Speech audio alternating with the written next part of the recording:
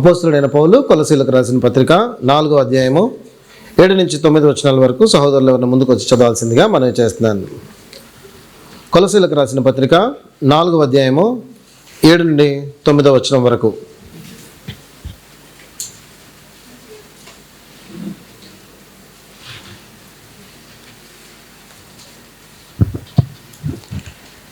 నా ప్రియ సహోదరుడను ప్రభువునందు నమ్మకమైన పరిచారకుడను నా తోటి సేవకుడైన తుకికు నన్ను గూర్చిన సంగతులన్నీ మీకు తెలియజేయును. మీరు మా స్థితి తెలుసుకొనున్నట్లును మీ హృదయములను అతడు ఆదరించినట్లును అతనితో కూడా నమ్మకమైన ప్రియ సహోదరుడైన ఒనేసిమును మీ వద్దకు పంపుచున్నాను. ఇతడు మీ వద్ద నుండి వచ్చినవాడే. వీరక్కడి సంగతులన్నీ మీకు తెలియజేతురు. ప్రభు సహాయం కోరి ప్రార్థన చేసుకుందాం. పరిశుద్ధుడు అయిన మా దేవ, ప్రేమగల తండ్రి, మీకు వందనాలనైనా, మీకే స్తుతులు స్తోత్రాలు ప్రభా. మరొకసారి ఉదయకాల సమయాన్నైనా వాక్యదానం కొరకు సిద్ధపడుతుండగా మీ సహాయము నడిపింపు సంపూర్ణంగా దయచేయమని వేడుకుంటున్నాను తండ్రి. నన్ను మీ సిలువ చాటున మరుగుపరచండి. నన్ను నాయన కేవలం ఒక పాత్రగా మీ నోటి బూరగా వాడుకోండి ప్రభువా. నాయన రిక్తహస్తాలతో వచ్చి మీ సహాయం కోరుతున్నాను నాయన. మీ పరిశుద్ధాత్మ శక్తితో నాయన నింపి నడిపించండి. అదేవిధంగా చదవబడిన లేఖన భాగంలోని ఆత్మీయ సత్యములను మాకు బయలుపరిచి నాయన మీ జీవపు మాటలతోటి మమ్మల్ని అందరినీ తృప్తిపరచమని, మమ్మల్ని ఆదరించి బలపరిచి స్థిరపరిచి హెచ్చరించి సరిచేయమని అడుగుతూ, అలాగే నాయన వినగల చెవులు, చూడగల కన్నులు, గ్రహించే మనస్సును మాకు దయచేయమని వేడుకుంటూ యేసుక్రీస్తు పరిశుద్ధ నామమున ప్రార్థించి వేడుకొంచున్నాము తండ్రి. ఆమెన్.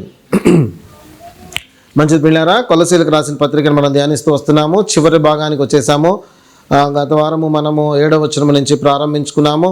మరి ఇదంతా కూడా 7 నుంచి 18 వచనాల వరకు అంతా కూడాను పర్సనల్ డేటాగా మనకు కనపడతా ఉంటుంది. అంటే కేవలము తనతో పాటు ఉన్నటువంటి వారందరిని గురించి ఒకసారి మాట్లాడుతూ వస్తున్నాడు. పరిచర్య చేసినటువంటి వారందరినీ కూడా ఇక్కడ మనకి పరిచయం చేస్తున్నట్టుగా మనకు కనపడతా ఉంటుంది. ఇదంతా కూడా ఒక గ్రూప్ ఫోటోగా కనపడుతుంది. లాస్ట్లో పౌలు గారు ఒక సిగ్నేచర్ కూడా దానికి ఇచ్చినట్టుగా మనము చూసాము. అయితే ఇదందరూ కూడా నెగ్లెక్ట్ చేసేటటువంటి ప్యాసేజ్.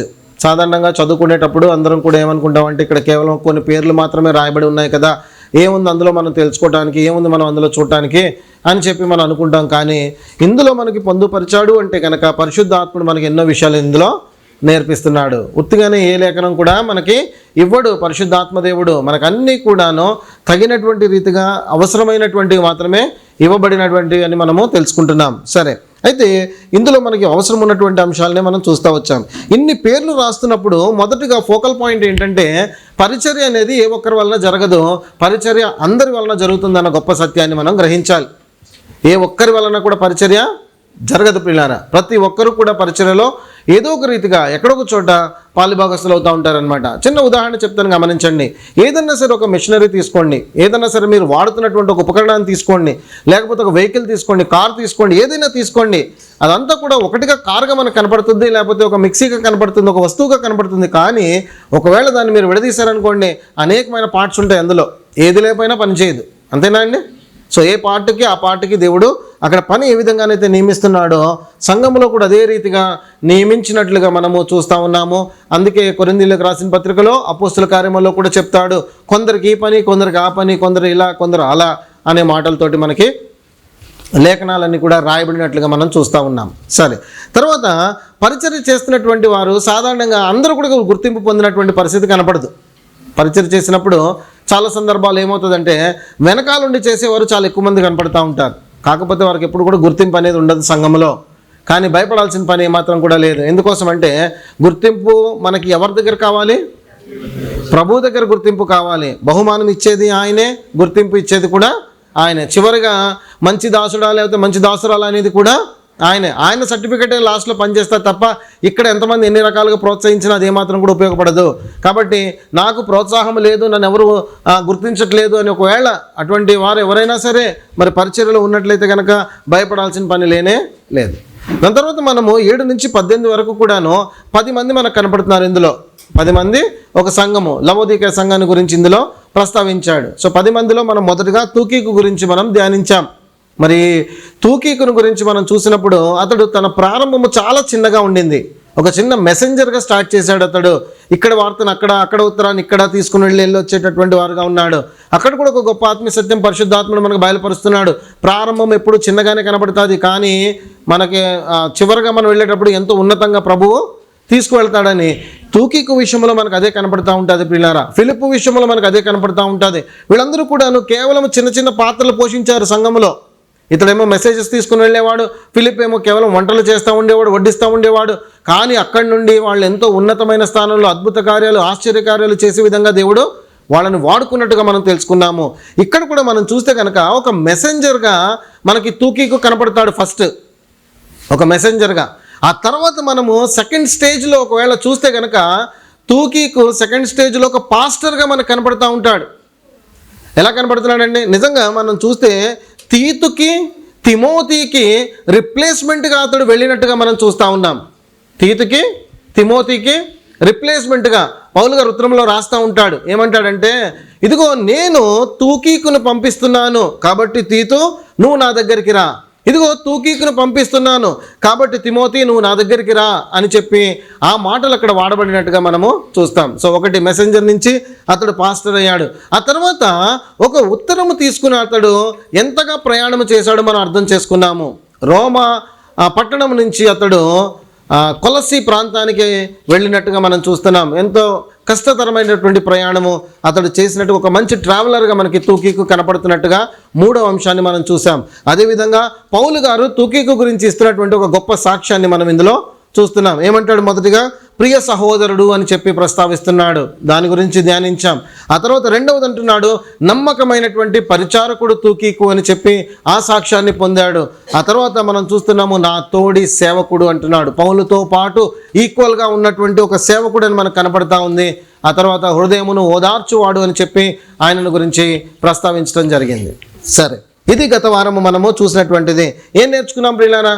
తూకీకు వలె ఒక మంచి సాక్ష్యాన్ని మనం అందరము కూడా సంపాదించాలన్నటువంటి ఆ గొప్ప సత్యాన్ని మనము నేర్చుకోవడం జరిగింది గత వారము. మరి ఈ వారం మనము చూసేటటువంటి అంశము వెళదాం ప్రియులారా.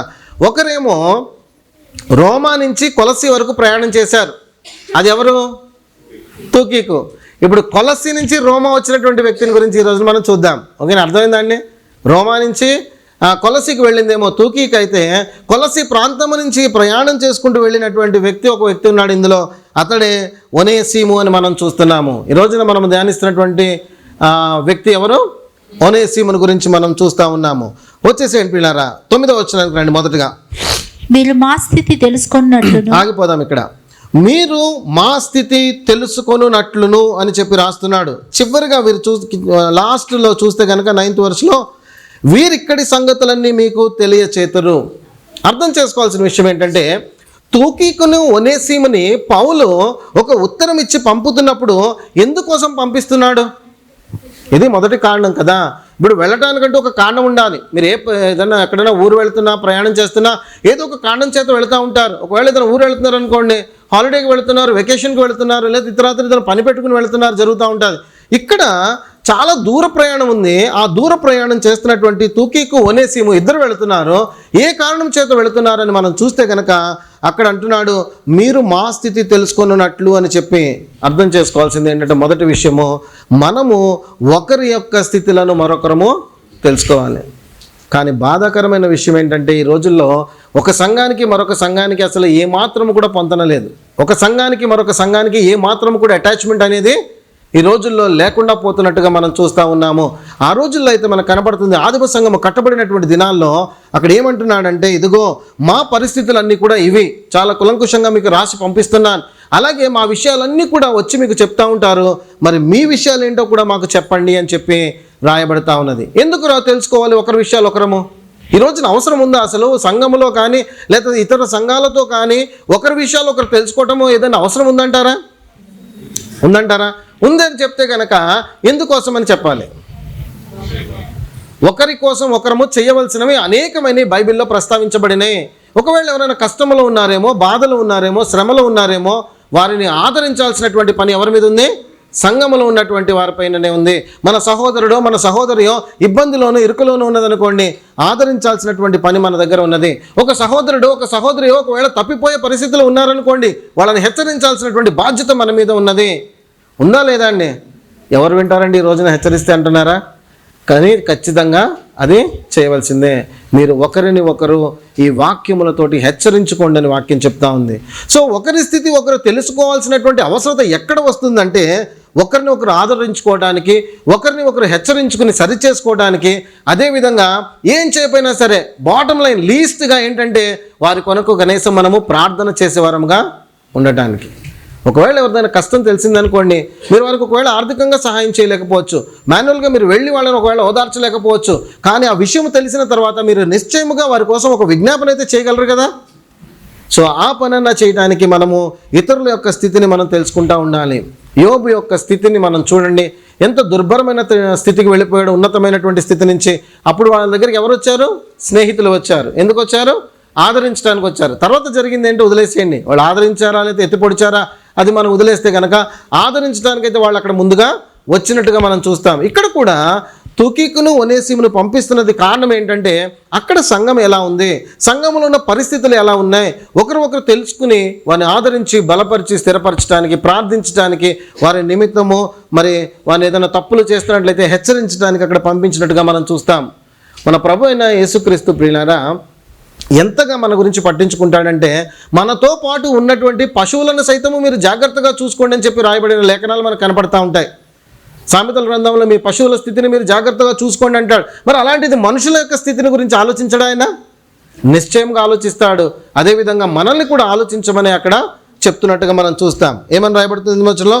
మీరు మా స్థితిని తెలుసుకున్నట్లును మీ హృదయములను అతడు ఆదరించినట్లును. రెండవది, మీ హృదయములను అతడు ఆదరించినట్లు. ఇప్పుడు వస్తున్నటువంటి వీళ్ళిద్దరూ కూడా తూకికు ఒనేసిము ఏం చేయాలి? ఇప్పుడు అక్కడ ఉన్నటువంటి వారి యొక్క హృదయములను ఆదరించాలి. ఇక్కడ గమనించండి పిల్లారా, ప్రత్యేకంగా దేవుడు కొంతమందిని నియమించుకుంటాడు ఈ పరిచర్యకి. ఏ పరిచర్యకి? హృదయాలను ఆదరించేటటువంటి పరిచర్య అనేది కొంతమందికి దేవుడు అప్పగిస్తాడు. ఎలాగా ఇది ఆ పరిచర్యలో వీళ్ళు పాలిభాగస్తులు అవుతారంటే వాళ్ళు గ్రహించకుండానే పాలిభాగస్తులు అవుతారు. తెలుసా మీకు? ఒకవేళ మీరు కూడా ఆ పరిచర్యలో ఎన్నో మార్లు పాలిభాగస్తులై ఉంటారు. ఏదో ఒక సమయంలో మీ కుటుంబ సభ్యులో లేదా బంధువులో స్నేహితులో మీకు ఫోన్ చేసి వాళ్ళ యొక్క కష్టము, బాధ, శ్రమ చెప్పుకుని ఉండవచ్చు. ఎలాంటి శ్రమ చెప్పు ఉండొచ్చు అంటే, ఇంకా నా వల్ల కావట్లేదు ఇది నేను చూసుకోవడం కానీ చేర్చుకోవడం కానీ, ఇంకా నా పరిధి దాటిపోయింది అన్నటువంటి సమాధానం వచ్చినప్పుడు అప్పుడు మీరు ఎన్నో సందర్భాలలో వారికి వాక్యము చెప్పి లేక దేవుని యొక్క గొప్పతనాన్ని వివరించి, ప్రభువు ఇదిగో ఈ సాక్ష్యాలు వినండి, వీరికి ఈ విధంగా చేశాడు, వీరికి ఈ విధంగా చేశాడని బైబిల్లో ఉన్నటువంటి ఇంత గొప్ప సాక్షి సమూహంలోంచి వివరాలు తీసిపెట్టి మీరు వాళ్ళకి చెప్తున్నప్పుడు మీకు తెలియకుండానే వాక్యము చెప్తున్నారు కనుక అక్కడ గొప్ప కార్యము హృదయంలో జరుగుతుంది. జరుగుతుందా? జరగదండి? నిశ్చయముగా జరుగుతుంది. అదే మీరు ఒకవేళ మీ సొంత మాటలు చెప్పారనుకోండి, జరుగుతుందా? నిశ్చయముగా జరగదు. ఎందుకంటే ఆదరణ ఎలా కలుగుతుంది అని ఒక ప్రశ్న మనం వేసుకుంటే పిల్లారా, అది దేవుని వలన ఆదరణ కలుగుతుంది. యెషయా గ్రంథం 54:11 అంటాడు కదా, అక్కడ ఇదిగో నేనే అనే పదం వాడతాడు. నిన్ను నీలాంజనములతో కడతాను ఇదిగో అని చెప్పి అక్కడ మాటలన్నీ కూడా ప్రస్తావిస్తాడు. ఏమంటున్నాడు? ఇప్పుడు ఆదరించేది ఎవరంటాడు? నేనే అని చెప్తా ఉంటాడు. లేక ఆదరించేది ఏంటంటే మీకు తెలియకుండా ఉన్నప్పుడు అక్కడ వాక్యము మీరు ఎప్పుడైతే పలుకుతున్నారో ఆ వాక్యమే ఆదరించినటువంటి సందర్భాలు మనం చూస్తూ ఉంటాం. అపోస్తుల కార్యముల్లో కూడా మనం గమనించినప్పుడు అనేక సందర్భాలలో ఈ సంఘాలకు ఉత్తరాలు రాసినప్పుడు లేక శిష్యులు అక్కడికి వెళ్ళినప్పుడు వారి మాటల చేత వారందరూ కూడా ఆదరింపబడ్డారు అని చెప్పి రాయబడతా ఉంటుంది. రోమా 15:4 చూస్తే కనుక లేఖనముల వలన ఆదరణను పొందారు అక్కడ అని చెప్పి రాయబడుతూ ఉంటుంది. సో వాక్యము ఆదరిస్తుంది ఇతరులను. మనకి తెలియకుండానే మనం మాట్లాడతాం, కానీ ఏం మాట్లాడతాం? వాక్యమును మాట్లాడినప్పుడు అక్కడ ఆదరణ కలుగుతుంది. ఎందుకంటే పరిశుద్ధాత్ముడు ఆదరణకర్తగా ఉన్నాడు. ఆయన నిత్యము మనలో ఉంటాడు, మనతో పాటు ఉంటాడు కనుక అవతల వ్యక్తి యొక్క స్థితి ఏంటో పరిశుద్ధాత్ముడికి తెలుసు కనుక మన నోట వాక్యము నుంచుతాడు. ఏ వాక్యము ద్వారా, ఏ ఉదాంతము ద్వారా, ఏ ఉపమానము ద్వారా అవతల వ్యక్తి బలపరచబడతాడో, ఆదరించబడతాడు అనేది పరిశుద్ధాత్ముడికి తెలుసు కనుక అది మన నోట ఉంచి ఏం చేస్తాడు? ఆదరించేటటువంటి మాటలు మనకి తీసుకొస్తాడు. ఆ మాటలు విన్నటువంటి అవతల వ్యక్తులు నిశ్చయముగా ఏమవుతారు? ఆదరించబడతారు. ఒకరి విశ్వాసాన్ని బట్టి మరొకరు ఆదరించబడతారు. అది కూడా లేఖనంలో రాయబడతా ఉంది. మనం ఒకవేళ అదే సిచ్యువేషన్లో మనం ఉన్నామనుకోండి, నేను నా దేవుని యందు విశ్వాసం ఉంచుతున్నాను, నేను నిలబడ్డాను అని చెప్పి మన విశ్వాసాన్ని కనపరిచినప్పుడు అవతల ఉన్నటువంటి వ్యక్తి అదే సమస్యలో ఉంటే కనుక అతడు కూడా ఏమవుతాడు? నిశ్చయముగా బలం పొందుకుంటాడు. సో కాబట్టి ఇక్కడ ఇద్దరు కూడా తూకీకు ఒనేసిమును పంపడానికి పౌలు గారు ప్రధానమైన కారణం ఏంటంటే ఇక్కడ విషయాలన్నీ కూడా వచ్చి అక్కడ చెప్తారు, అక్కడ విషయాలన్నీ మాకు తెలియచేస్తారు అని చెప్పి తెలియపరచడానికే చెప్తున్నాడు. కొలస్సీ సంఘము, ఆదిమ సంఘములో ఇది ఒక ప్రక్రియ అన్నమాట. సంఘము ఎలా ఉంది? బలంగా ఉందా? బలహీనంగా ఉందా? ఎలా ఉన్నారనేది ముందుగా తెలుసుకునేవారు. ఆ ఉత్తరాల ద్వారా కానీ మనుషులు వెళ్ళి ఆ విషయాలు తెలుసుకుని మళ్ళీ తిరిగి వచ్చేవారు. అందుకే కదా ఈ ఉత్తరాలన్నీ కూడా మనకి బయటపడ్డాయి, బయటకు తీసుకొచ్చాడు పరిశుద్ధాత్ముడు. అందులో ఉన్నటువంటి అంశాలన్నీ కూడా మనకి తెలియపరుస్తూ ఉన్నాడు. కొరింథీ సంఘానికి పత్రిక రాశాడు. పత్రిక రాసినప్పుడు అందులో అన్నీ చూస్తే కనుక వాళ్ళకు ఉన్నటువంటి అనుమానాలు, డౌట్స్ ఏవైతే ఉన్నాయో, ఇదిగో మీరు దీని గురించి నన్ను అడుగుతున్నారు, దీని గురించి మీకు సమాధానం చెప్తున్నాను. ఇదిగో మరి విగ్రహారాధన గురించి మీరు అడుగుతున్నారు, దీని గురించి నేను చెప్తున్నాను. సో ఏ పరిస్థితులలో సంఘం ఉందో అది తెలుసుకుని అక్కడ బలపరచడానికి చేసినట్టుగా మనం చూస్తూ ఉంటాము ప్రియులారా. మరి ఇప్పుడు పౌలు గారు ఇక్కడేమో చెరసాల్లో ఉన్నాడు. చెరసాల్లో ఉన్నటువంటి పౌలు తూకీకును ఒనేసిమును పంపించి ఆదరించమంటున్నాడు. మరి పౌలుకి కూడా ఆదరణ కావాలా వద్దా? మరి పౌలుకి కూడా ఆదరణ కావాలి. ఒక సందర్భంలో ఏమాట ఒకసారి చూద్దాం రండి. రెండో కొరింథీయులకు రాసిన పత్రిక 7వ అధ్యాయము 5-7 వచనాలు ఒక్కసారి గమనించండి. పౌలు కూడా ఏమంటున్నాడో చూడండి. ఇప్పుడు ఇక్కడ 2 కొరింథీ 7వ అధ్యాయము 5వ వచనం నుండి. మేము మాసిదోనియాకు వచ్చినప్పుడును మా శరీరము ఏ మాత్రమును విశ్రాంతి పొందలేదు. ఎటుపోయినను మాకు శ్రమయే కలిగెను. వెలుపట పోరాటములు, పౌలు లోపల ఎంతో శ్రమలో ఉన్నాడని చెప్తున్నాడు. తర్వాత ఆయనను దీనులను ఆదరించే దేవుడు తీతు రాక వలన మమ్మను ఆదరించెను. ఇప్పుడు చూడండి, పౌలు ఒక సందర్భంలో ఉన్నాడు. ఆ సందర్భంలో తీతు రావటం వలన నేను ఆదరించబడ్డానని చెప్తున్నాడు. ఇంకేమన్నాడు? తీతు రాక వలన మాత్రమే కాకుండా అతడు మీ అత్యాభిలాషను, మీ అంగలార్పును, నా విషయమే మీకు కలిగిన అత్యాసక్తిని మాకు తెలుపుచు తాను మీ విషయమే పొందిన ఆదరణ వలన కూడా మమ్మను ఆదరించెను. కనుక నేను మరీ ఎక్కువగా సంతోషించి తిని. గమనించారు పిల్లలు, ఈ వర్ష యొక్క అర్థం ఏంటంటే మా విషయాలు మీకు, మీ విషయాలు మాకు తెలియపరుస్తున్నందుకు మాకేం కలుగుతుంది అంటున్నాడు? ఆదరణ కలుగుతుంది. సో ఒకరి విషయాలు ఒకరు తెలుసుకోవటము ఆదరణ కలిగించేటటువంటిదిగా మనకి కనపడతా ఉంటుంది. ఇది సంఘములో మనం ఒకరికి ఒకరు మాట్లాడుకునేటప్పుడు వాస్తవానికి మనము ఆరాధన అనంతరం కొంత సమయాన్ని గడుపుతాము. ఆ సమయంలో మనం ఏం చేయాలి? ఒకరి ఆత్మీయ స్థితిని మరొకరికి తెలియపరచుకోవాలి. అప్పుడు ఒకరి అవసరతలు ఒకరు ఇచ్చుకోవాలి. ప్రార్థించమనో ఏదో ఒకటి మనకి ఏదైతే ఉందో అలా చేసినప్పుడు మన వాక్యానికి అనుసరించి మనం వెళుతున్నాము. అది మానేసి మనము ఏమైనా ముసలమ్మ ముచ్చట్లు పెట్టుకుని పనికిరాని మాటలు మాట్లాడుకుంటూ మనం కూర్చున్నాం అనుకోండి, అది ప్రభు యొక్క సన్నిధానంలో మనం కూర్చుని దేవునికి యోగ్యమైనది చేస్తున్నామా అయోగ్యమైనది చేస్తున్నామా మనమే ఆలోచించుకోవాలి. సో కాబట్టి ఒకరి విషయాలు ఒకరు తెలుసుకోవాలి, ఒకరి గురించి ఒకరు ప్రార్థించుకోవాలి, ఒకరినొకరు ఆదరించుకోవాలి. ఇదే ప్రధానమైనటువంటి కారణము పౌలు ఇక్కడ వారిని ఇద్దరిని కూడా పంపించటానికని మనకి అర్థమవుతా ఉంది ప్రియులారా. సరే, ఒనేసిమును గురించి ఇప్పుడు చూద్దాం రండి. ఇంకేమంటున్నాడు ఇప్పుడు 9వ వచనంలో? అతనితో కూడా నమ్మకమైన ప్రియ సహోదరుడైన ఒనేసిమును మీ వద్దకు పంపుచున్నాను. ఇతడు మీ వద్ద నుండి వచ్చిన వాడే. ఇప్పుడు ఎక్కడి నుంచి వచ్చాడని చెప్తున్నాడు పిల్లారా? మీ వద్ద నుండి వచ్చినటువంటి వాడే అని చెప్పి ఒనేసిము గురించి మాట్లాడుతున్నాడు. అంటే ఈ ఒనేసిము కొలస్సీ ప్రాంతంలో ఉన్నటువంటి వాడు.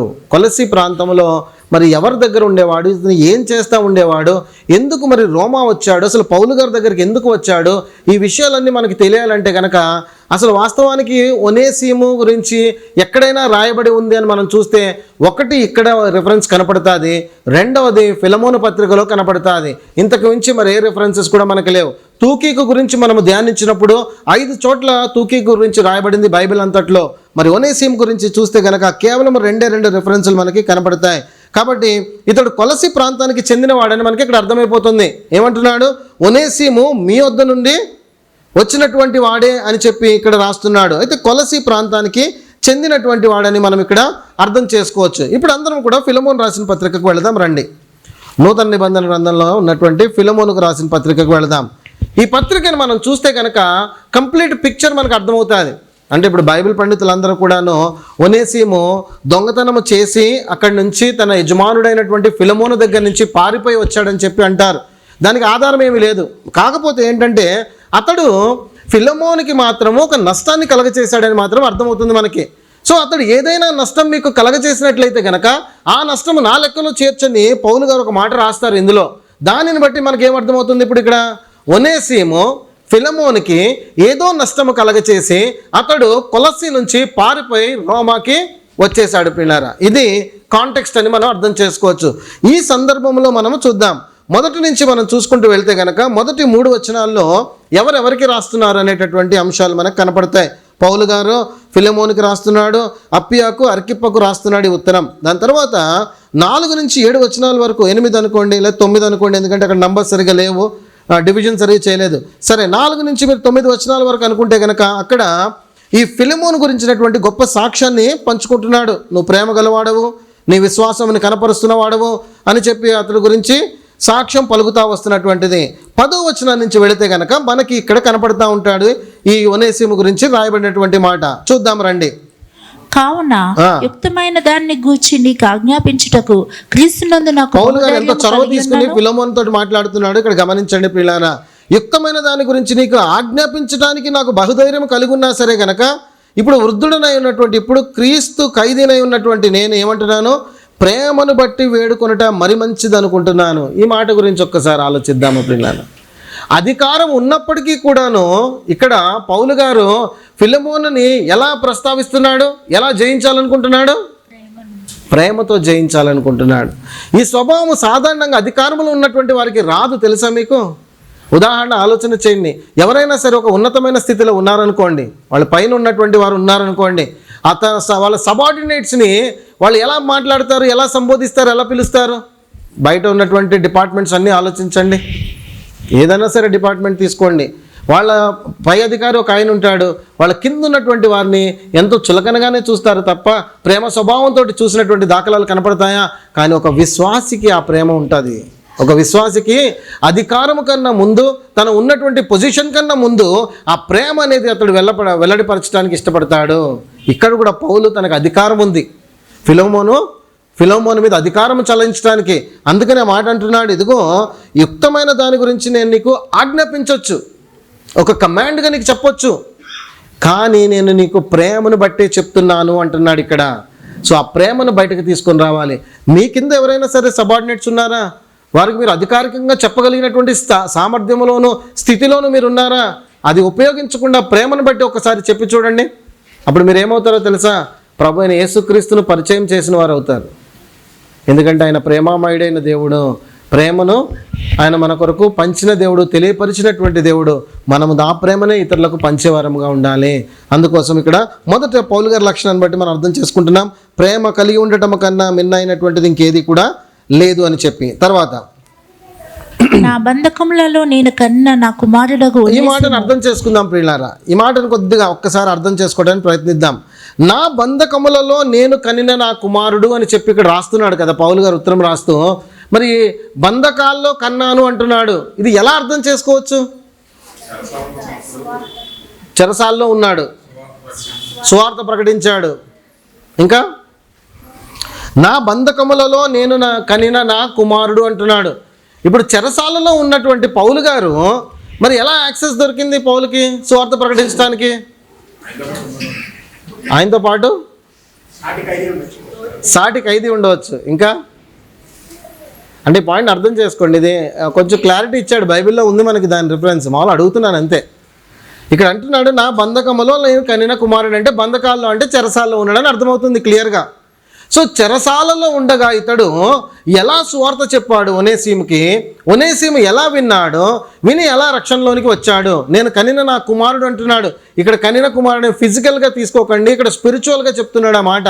ఆత్మ సంబంధంగా ఎలా రక్షింపబడ్డాడో ఒనేసిము గురించి మాట్లాడుతున్నాడు. సో ఏంటంటారు ఇప్పుడు? ఒనేసిము కూడా బంధకాల్లో ఉండుండొచ్చు.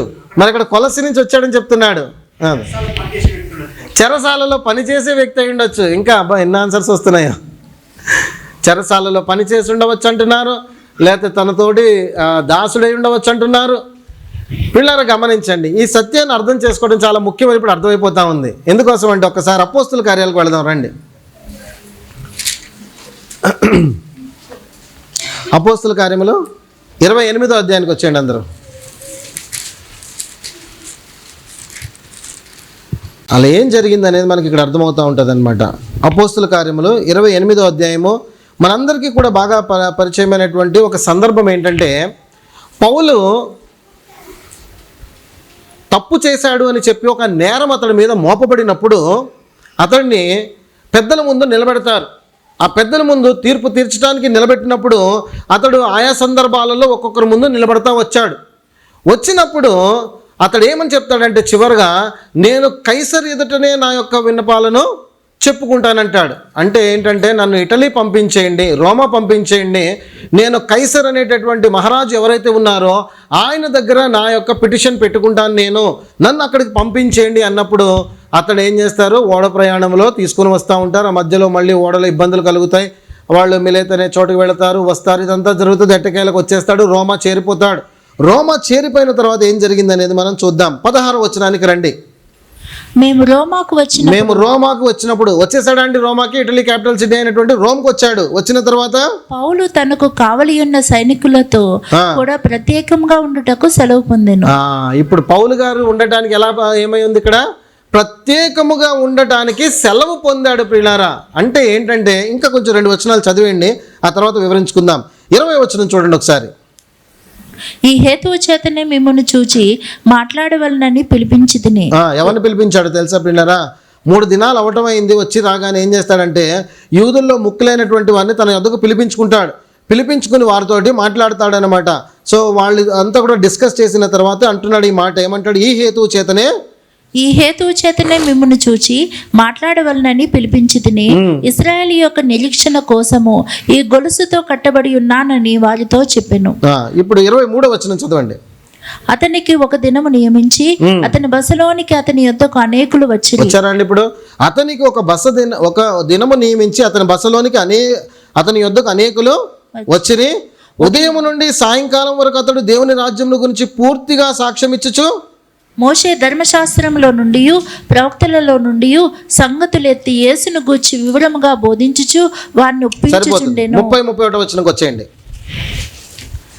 పౌలు 2 సంవత్సరములు పూర్తిగా తన అద్దె ఇంట కాపురం ఉండి తన యొద్దకు వచ్చి వారినందరినీ సన్మానించి ఏ ఆటంకమును లేక పూర్ణ ధైర్యంతో దేవుని రాజ్యమును గూర్చి ప్రకటించుచు ప్రభువైన యేసుక్రీస్తును గూర్చిన సంగతులు బోధించుచు ఉండెను. పిక్చర్ అర్థమైందండి. ఇప్పుడు మరొకసారి చక్కగా వివరిస్తాను, గమనించండి. పౌలు ఏమయ్యాడంటే ఇప్పుడు రోమాలో ఉన్నటువంటి కైసరు దగ్గర నా యొక్క విన్నపాన్ని చెప్పుకుంటానని చెప్పి అతడు వచ్చాడు. రోమాకి తీసుకొని రాబడిన తర్వాత పౌలుకి ఏం చేశారంటే ఆ కైసర్ ముందు నిలబెట్టేంత వరకు కూడాను అతడికి ఒక బసను ఏర్పాటు చేశారు. అంటే ఒక రూమ్ని ఏర్పాటు చేశారు. ఏర్పాటు చేసిన తర్వాత అతను ఏం చేశారంటే అందులో చైన్స్తో అతన్ని కట్టేశారు. ఒక రూమ్లో కట్టేసి అతడికి సైనికులు కూడా కావలిగా ఉంచడం జరిగింది. ఉంచడం మాత్రమే కాదు, అతడి దగ్గరికి ఎవరైనా సరే రావచ్చు, వచ్చి అతడితో మాట్లాడి మళ్ళీ తిరిగి వెళ్ళవచ్చు. అలా 2 years పాటు అతడు తన అద్దె ఇంట్లో ఉండి, బంధకాల్లో ఉండి, చైన్స్లో ఉండి అనేకులను కలుస్తూ ఉన్నటువంటి సందర్భము. అర్థమైందండి ఇప్పుడు అందరికీ కూడాను. సో ఎలా ఒనేసిముకి ఆయన సువార్త చెప్పాడు అనేటటువంటి విషయం గమనించాలంటే గనక ఈ విధంగా అతడు రోమాలో ఉన్నాడు. ఈ రోమాలో పౌలు గారు ఈ విధంగా ఉన్నప్పుడు అక్కడ అందుకే అంటున్నాడు, బంధకములలో నేను కనిన నా కుమారుడు అని చెప్పి ఇక్కడ రాస్తా ఉన్నాడు అనమాట. స్పిరిచువల్ ఫాదర్గా మనం చూస్తాం.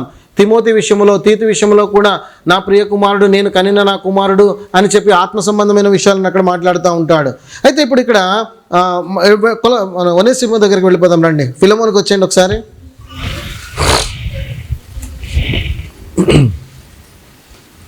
చదవండి 10వ వచనం కిందకి. బంధకములలో నేను కనిన నా కుమారుడగు ఒనేసిము కోసము నిన్ను వేడుకొనుచున్నాను అని చెప్తున్నాడు ఇప్పుడు. సో ఇప్పుడు ఒనేసిము కోసము ఎందుకు వేడుకోవాల్సి వచ్చింది అని కూడా మన సందర్భాన్ని బట్టి మనం చూస్తే కనుక ఈ ఒనేసిము ఏం చేశాడు, ఆ ఫిలమోను దగ్గర దాసుడుగా ఉండేవాడు. ఇదంతా చదివితే అర్థమవుతుంది యాక్చువల్గా మీకు, కానీ వివరించి చెప్తున్నా. అతడు దాసుడుగా ఉండేవాడు. అంటే ఏంటంటే ఒక స్లేవ్ అన్నమాట, బాండ్ స్లేవ్గా ఈ ఫిలమోను దగ్గర ఉండేవాడు. అయితే అతడి దగ్గర పని చేస్తున్నటువంటి అతడు ఏదో దొంగతనం చేశాడో, సంథింగ్ ఏదైతే నష్టం కలగచేశాడో ఆ నష్టాన్ని కలగచేసి అతడు అక్కడి నుంచి పారిపోయి ఈ రోమాకి వచ్చినట్టుగా మనకి ఇక్కడ రాయబడతా ఉంది. అందులో రాసినట్టుగా అతడు మీ వద్ద నుండి వచ్చిన వాడే, ఇప్పుడు నేను మళ్ళీ తిరిగి మీ దగ్గరికి పంపిస్తున్నాను అంటున్నాడు. సో ఈ విధంగా దొంగతనం చేసి వచ్చాడు. కానీ ఇక్కడ ఒక విషయాన్ని గమనించాలి పిల్లారా, ఈ ముందుగా ఒనేసిము దగ్గర ఉన్నటువంటి స్వభావం ఎటువంటిదని ఆలోచించండి. నిజంగా మామూలుగా ఎవరైనా వచ్చి ఏదైనా దొంగతనం చేసుకుని వెళ్ళిపోయారు అనుకోండి, పెద్ద బాధ కలగదు. ఏదైనా దొంగతనం చేసుకుని వెళితే బాధ కొంత ఉంటుంది. కానీ ఎవరినైనా మనము నమ్మినటువంటి వారు దొంగతనం చేసుకుని వెళ్ళిపోయారు అనుకోండి, అది ఎలా ఉంటుంది అప్పుడు? అది ఎంతో బాధాకరంగా ఉంటుంది అనమాట. అంటే అది నమ్మక ద్రోహం కిందికి వస్తుంది. సో ఒనేసిము యొక్క క్వాలిటీ ఏంటి ఫస్ట్గా అంటే అతడు ఒక పెద్ద నమ్మక ద్రోహి. ఫిలమోను నమ్మే కదా తన ఇంటి మీద పెట్టుకున్నాడు పనివాడిగా. తనకున్నటువంటి ప్రతి పనిని కూడా అప్పగించాడు. అప్పగించినప్పటికీ కూడాను అక్కడ ఏం చేశాడు ఒనేసిము, ఆ నమ్మకత్వాన్ని నిలబెట్టుకోకుండా నమ్మక ద్రోహము చేసి అతడి దగ్గర నుంచి పారిపోయి వచ్చినటువంటి వాడికి ఇక్కడ మనకు కనపడతా ఉంటాడు. అయితే దేవుని గొప్పతనాన్ని కూడా ఇక్కడ ఆలోచించండి పిల్లలు. దేవుని గొప్పతనం ఏంటంటే, ఆయన గొప్ప సార్వభౌమత్వం ఏంటంటే, ఇతడు ప్రాణాలను కాపాడుకోవడానికి కొలస్సీ నుంచి రోమా పారిపోతే మన ప్రభు అయిన యేసుక్రీస్తు తన కృపను ఆపాదించి అతడికి నిత్య మరణం నుంచి కాపాడాడు. నిజంగా ఎంత గొప్ప విషయం కదా. ఈ సార్వభౌమత్వం కూడా ఎలాగంటే చూడండి పిల్లారా, మరి ఈ ఫిలమోను పౌలుకి పరిచయస్తుడే, ఆ తర్వాత ఒనేసిము అక్కడి నుంచి పారిపోయి వచ్చినటువంటి వాడే. ఇతడు పైగా ఉన్నది చెరసాలలో. ఎక్కడి నుంచి ఎక్కడికి వచ్చి ఎవరిని కలిశాడు? కొలస్సీ నుంచి ఒక దొంగగా వచ్చాడు, పారిపోయి వచ్చాడు. అటువంటి వాడికి కృప ఆవరించిందంటే కనుక నిజంగా దేవుని యొక్క అధికారం ఎటువంటిదో, ప్రతి ఒక్కరిపైన ఆయన దృష్టి ఏ విధంగా ఉన్నదో, ప్రతి ఒక్కరిని ఎలా నడిపించుకుని తీసుకొని రాగలడో, ఒకవేళ రక్షింపబడాలి అని చెప్పి అతడు తన కృపలో ఒకవేళ ఉన్నాడంటే కనుక ఎంత దూరం పారిపోయినా సరే ఏమవుతుంది, అక్కడ ఖచ్చితంగా కృప ఆవరిస్తుంది. అతడేమో దొంగతనం చేసి పారిపోతూ ఉన్నాడు. ఇక్కడ చూస్తేనేమో ఎక్కడ వెళ్ళాలో తెలియక అతడు రోమా ప్రయాణము చాలా కష్టతరమైనటువంటిది, సాధారణమైన ప్రయాణం కాదు. మనము తుకికు విషయంలో ప్రయాణం గురించి ఆలోచించాం, ఎంత గొప్ప ట్రావెలర్ అతడు. అలాంటిది మరి ఈ ఒనేసిము కూడా గొప్ప ట్రావెలరే. కాకపోతే ఇతడు ఏంటి, పారిపోతున్నాడు అనమాట. అతడేమో శ్రేష్టమైన దేవుని వర్తమానాన్ని పట్టుకుని ఆ యొక్క లెటర్ పట్టుకుని వెళుతూ ఉన్నాడు ఒక మంచి కార్యానికి. ఇతడేమో పారిపోయి రిటర్న్ వస్తూ ఉన్నాడు. అయినప్పటికీ కూడా దేవుడు ఏం చేశాడు, అతన్ని వదిలిపెట్టలేదు. పౌలు దగ్గరికి నడిపించాడు అతన్ని. పౌలు దగ్గరికి వస్తే పౌలు దగ్గర అతడు సువార్త విన్నాడు, యేసుక్రీస్తుని గురించిన త్యాగం విన్నాడు.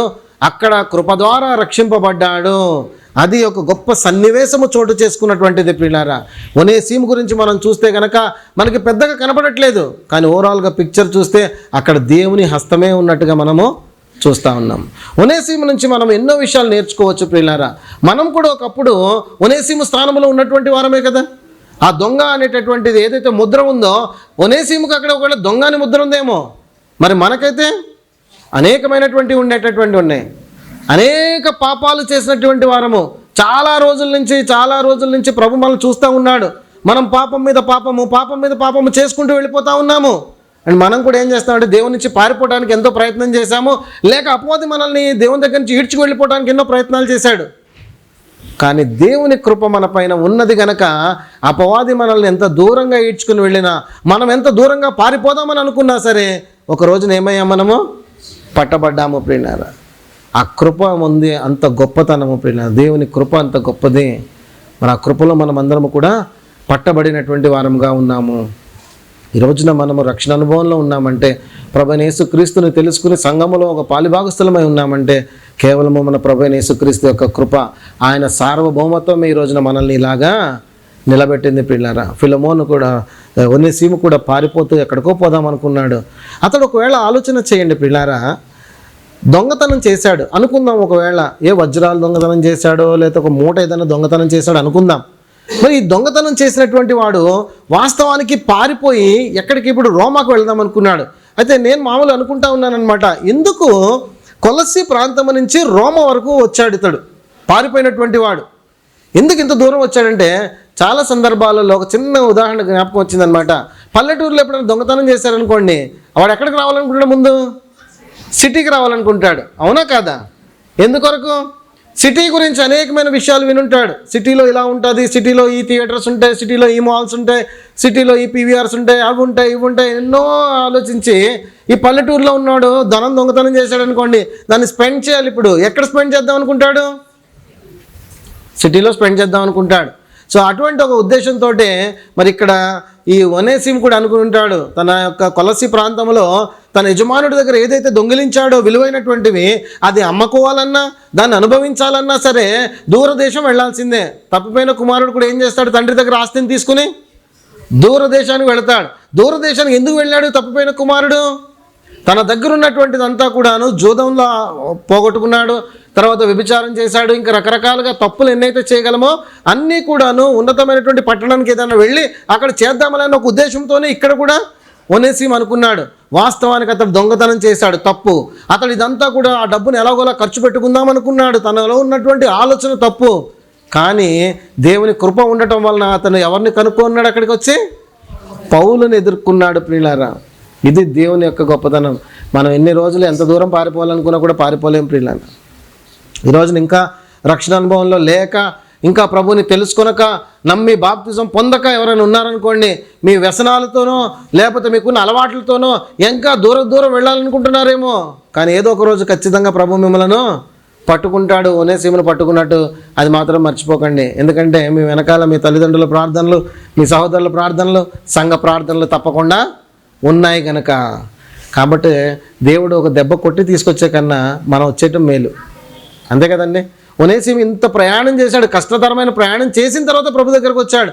ముందే కనుక ఒకవేళ తను మారు మనసు పొందుంటే డైరెక్ట్గా అతడు వచ్చి ఉండేవాడు. కాబట్టి పిల్లారా, ఇటువంటి సార్వభౌమత్వం కలిగిన వాడు మన ప్రభు అయిన యేసు క్రీస్తు అని చెప్పి మనకి ఇక్కడ అర్థమవుతా ఉంది. సో దేవుని గొప్పతనము అది. రెండు వచ్చేసేయండి పిల్లారా. ఒనేసిము కోసం వేడుకుంటున్నాను అన్నాడు. 11వ వచనం. అతడు మునుపు నీకు నిష్ప్రయోజనమైన ఇక్కడ ఆగుదాం. అతడు మునుపు ఏమైనటువంటి వాడు? నిష్ప్రయోజనమైనటువంటి వాడు అని చెప్తున్నాడు. అన్ప్రాఫిటబుల్ అని చెప్పి ఇంగ్లీష్లో ఉంటుంది తర్జుమాలో. అంటే ఇది ఆత్మ సంబంధంగా చెప్తున్నాడు. ఇదంతా కూడాను మనకి కూడా ఇది వర్తించేదే. మనము కూడా ప్రభువైన యేసుక్రీస్తు దగ్గరికి రాక మునుపు మనము కూడా నిష్ప్రయోజనమైనటువంటి వారమే. ఒకవేళ మీరు అనుకోవచ్చు, నేను ప్రయోజకుడే కదా, ఒక మంచి ఉద్యోగం చేస్తూ ఉన్నాను, ఒక మంచి స్థితిలో ఉన్నాను, ఒక మంచి స్థానంలో నేను ఉన్నానని మీరు అనుకోవచ్చు. కానీ ఆత్మ సంబంధంగా చూస్తే మాత్రము మనము ఎందుకు పనికి రానటువంటి వారముగానే ఉన్నాము. ఈ మాట బైబిల్ చెప్తా ఉంది, నేను చెప్పట్లేదు. ఎవరైనా హర్ట్ అవుతున్నారేమో. మనము పనికి మాలినటువంటి వారం అని చెప్పి బైబిలే చెప్తుంది. నిష్ప్రయోజనమైన వారం అని చెప్తుంది. అనీతిమంతులం అని చెప్తుంది. అదేవిధంగా పాపముల చేత, అపరాధముల చేత చచ్చిన స్థితిలో ఉన్న వారం అని కూడా బైబిల్ మన గురించి చెప్తుంది. సో కాబట్టి మనం బాధపడాల్సిన పనేమి లేదు. మునుపు ఏ విధంగానైతే ఇక్కడ ఒనేసిము ఉన్నాడో మనము కూడా అదే స్థితిలో ఉన్నటువంటి వారము. ఒక్కసారి రోమీలకు రాసిన పత్రికకు వెళదాం. ఈ గొప్ప సత్యాన్ని అర్థం చేసుకుందాం మరొకసారి. రోమీలకు రాసిన పత్రిక 3వ అధ్యాయము 10వ వచనం నుంచి చూడండి ఒకసారి. ఇందును గూర్చి వ్రాయబడినది ఏమనగా, నీతిమంతుడు లేడు, ఒక్కడు కూడా లేడు, గ్రహించి వాడెవడునూ లేడు, దేవుని వెతుకు వాడెవడునూ లేడు. మునుపు స్థితి అంతా కూడా ఇది ప్రభు దగ్గరికి రాకముందు. తర్వాత అందరిని త్రోవ తప్పి ఏకముగా పనికి మాలిన వారే. అయినా పిల్లారా, ఎవరి గురించి మాట్లాడుతున్నాడు ఇక్కడ? పనికి మాలిన వారని చెప్పి రక్షణ అనుభవంలోనికి రాకముందు మన స్థితి ఏంటంటే అనీతిమంతులము, దేవుణ్ణి తెలిసినటువంటి వారం కాదు, ఎన్నడూ వెతకనటువంటి వారము, అదేవిధంగా పనికి మాలిన వారమై ఉండి, చదవండి, మేలు చేయువాడు లేడు, ఒక్కడైనను లేడు. వారి గొంతుక తెరిచిన సమాధి, తమ నాలుకతో మోసము చేదురు. వారి పెదవుల క్రింద సర్ప విషమున్నది, వారి నోటి నుండా శపించుటయు పగయు ఉన్నవి. రక్తము చిందించుటకు వారి పాదములు పరిగెత్తుచున్నవి. నాశనమును కష్టమును వారి మార్గములలో ఉన్నవి. శాంతి మార్గము వారి ఎరుగరు. వారి కన్నుల ఎదుట దేవుని భయం లేదు. వీటన్నింటిలో ఏదో ఒక దానిలో మనం ఉంటాం. అన్ని మనం చేయకపోయినా వీటన్నింటిలో ఏదో ఒకటి మనము చేసినటువంటి వారముగా ఉంటాము. పాపములో ఉన్నటువంటి మనము ఏమాత్రము నీతిమంతులము కాదు. మరి ఇటువంటి ఒక దుర్భర స్థితిలో, పనికిమాలిన స్థితిలో మనం ఉన్నప్పుడు అక్కడ ఒనేసిము కూడా ఇదే స్టేజ్లో ఉన్నాడని చెప్తున్నాడు. మునుపు అంటే పూర్వపు స్థితి, నిష్ప్రయోజనమైనటువంటి వాడు, ఎందుకు పనికిరానటువంటి వాడే అని చెప్తున్నాడు. మరి ఎందుకు పనికిరానటువంటి వాడు అమాంతంగా ప్రయోజకుడు ఎలాగైపోయాడు? ఇప్పుడు ఇక్కడ చెప్తాడు, రండి ఇప్పుడు రోమా 3:23లోకి రండి. అందరూ ఏ భేదమును లేదు, అందరూ పాపము చేసి దేవుడు అనుగ్రహించే మహిమను పొందలేకపోతున్నారు. టోటల్ గా అందరినీ కలిపేశాడు ఇక్కడ. తర్వాత కాబట్టి నమ్మువారు ఆయన కృపచేతనే క్రీస్తు యేసునందలి విమోచనము ద్వారా ఉచితముగా నీతిమంతులని తీర్చబడుచున్నారు. ఇది అండర్లైన్ చేసుకోవాలి పిల్లలు. ఏంటది? ఉచితముగా నీతిమంతులుగా తీర్చబడుచున్నారు. మనము కూడా ఈ 10 నుంచి 18వ వచనం వరకు ఉన్నటువంటి స్థితిలో ఉన్నప్పుడు, నీతి లేనప్పుడు, దేవుని వెతకనప్పుడు, దేవుని గ్రహించలేకుండా పాపములో పడి ఉన్నప్పుడు దేవుడు ఏం చేశాడు? తన కృప ద్వారా ఉచితముగా మనలను నీతిమంతులుగా తీర్చాడు. చేర్చిన తర్వాత ఏమంటాడు 25లో? పూర్వము చేయబడిన ప్రతి పాపమును కూడా తన ఓర్మి వలన ఉపేక్షించాడు. అలాగే ఆయన రక్తమందలి విశ్వాసము ద్వారా కరుణాధారముగా బయలుపరిచాడు. మన యొక్క ప్రతి పాపమును తొలగించి మనలను నీతిమంతులుగా తీర్చాడు అని చెప్తున్నాడు. సో అటువంటి ఒక పనికి మాలిన స్థితిలో ఉన్నటువంటి ఆ ఒనేసిము అమాంతంగా ప్రయోజకుడు ఎలాగైపోయాడంటే కనుక సినిమాల్లో చూపిస్తారు అలాంటి ప్రయోజనాలన్నీ కూడాను. ఎందుకు పనికి రాకుండా పనికి మాలినదిగా ఉన్నటువంటి ఒక పరిస్థితిలో ఉన్నటువంటి వాడు అమాంతంగా ఏదో ఒక నైపుణ్యంతోనో ఏదో ఒకటి సాధించేసిన వాళ్ళనో చూపించి ప్రయోజకుడిగా ముందుకు పడతాడనమాట. అలా కాదు, ఇది కృప, ఇది గొప్ప రక్షణ భాగ్యాన్ని గురించి మాట్లాడుతున్నాడు ఇక్కడ. అక్కడ పనివాడే, దాసుడే అతడు, కానీ ఆ పనితనంలో అతడు ఏదో గొప్పతనాన్ని చూపించేసి ప్రయోజకుడు అయిపోయినటువంటిది కాదని మనం అర్థం చేసుకోవాలి. ఆత్మ సంబంధంగా మాట్లాడుతున్నాడు. మునుపు ఆత్మ సంబంధంగా అతడు నిష్ప్రయోజనమైన వాడే, కానీ ఇప్పుడు అతడు ప్రయోజకుడు. కారణం ఏంటంటే అది మన ప్రభువైన యేసుక్రీస్తుయే అతన్ని కృప ద్వారా రక్షించాడు. రండి వచ్చేయండి పిల్లరా, ఫిలమోన్ దగ్గరికి వచ్చేయండి. మళ్ళీ అతడు మునుపు నీకు నిష్ప్రయోజనమైన వాడే, ఇప్పుడు ఇప్పుడైతే నీకు నాకు కూడా ఏమైపోయాడు, ఇప్పుడు ప్రయోజకుడు అయిపోయాడు అంటున్నాడు. ఇప్పుడు ప్రయోజకుడు ఎలాగైపోయాడు? నీతిమంతుడుగా తీర్చబడటము ద్వారా. ఇంకొకటి ఏంటంటే అతడిలో ఉన్నటువంటి ఆ స్వభావం అంతా పోయింది పిల్లాన.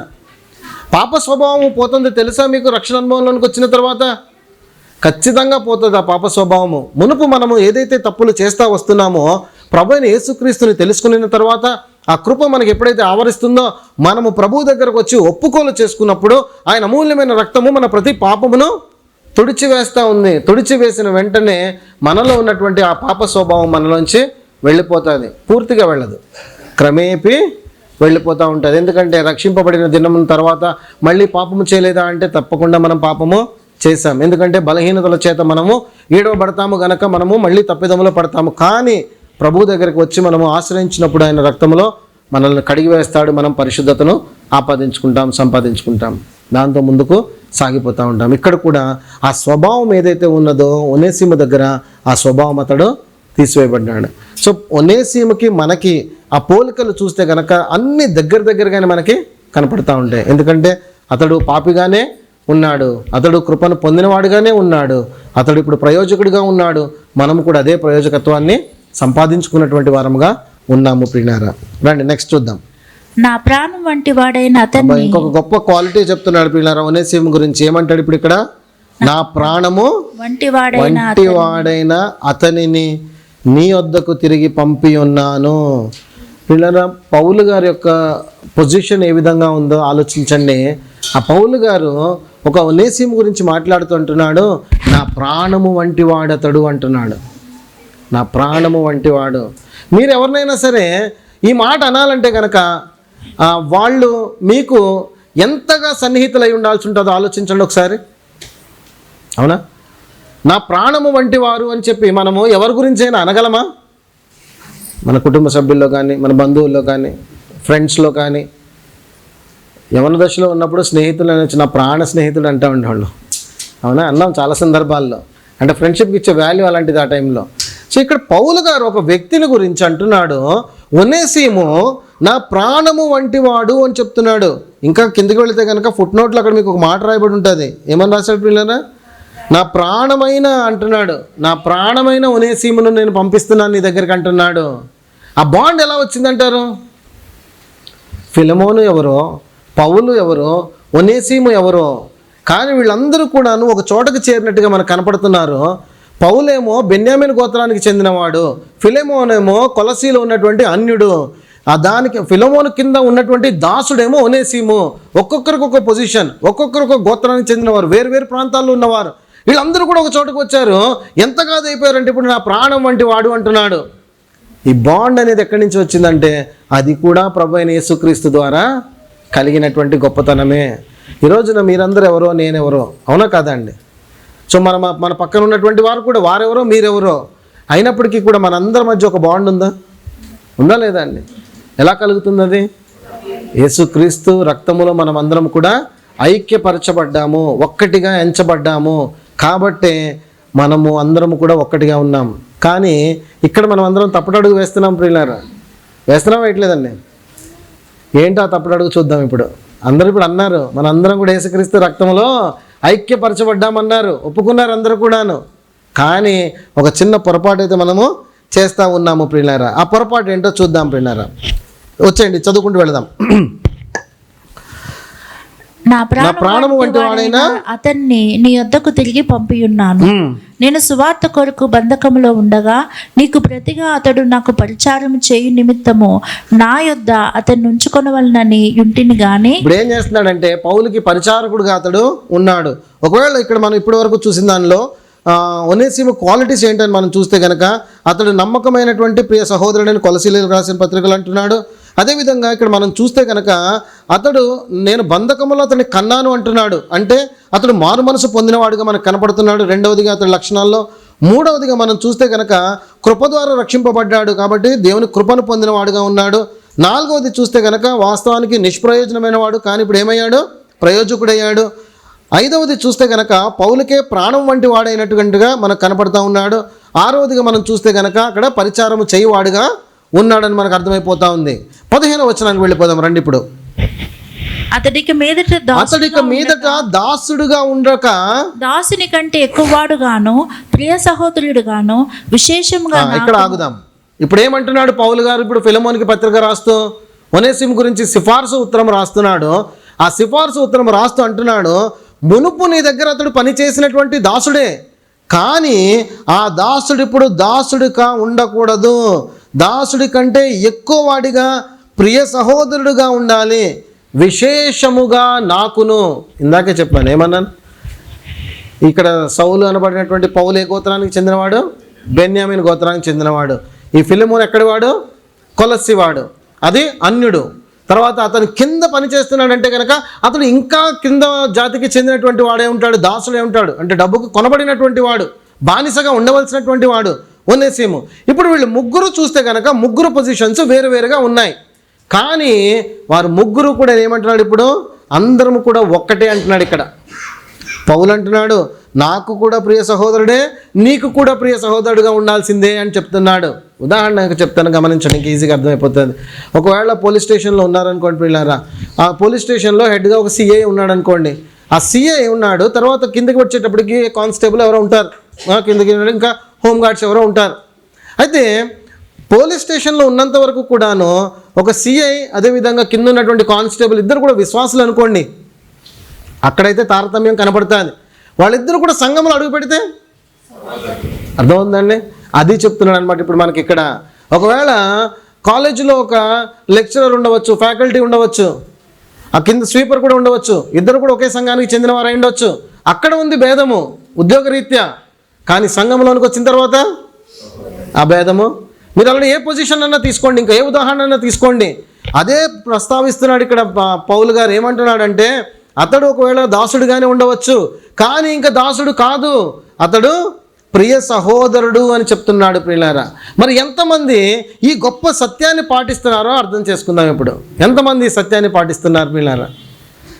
మీ కింద ఉన్నటువంటి వారిని, లేకపోతే కనుక కింద ఉన్న తక్కువ, ఇప్పుడు ఈ కులాలు వచ్చేసినాయి కదా, ఉన్నత అగ్ర కులము, తర్వాత ఉన్నత కులస్తులు, ఆ తర్వాత కింద కులస్తులు, మధ్య కులస్తులు, ఇవన్నీ వచ్చేసినాయి.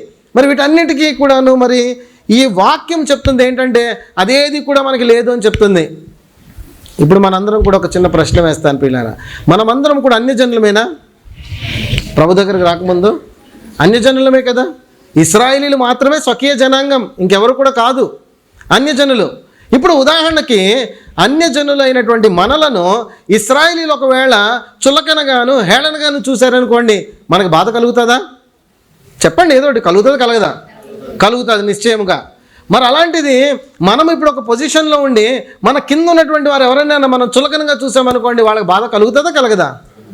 మరి అది చూడాలి అలాగా.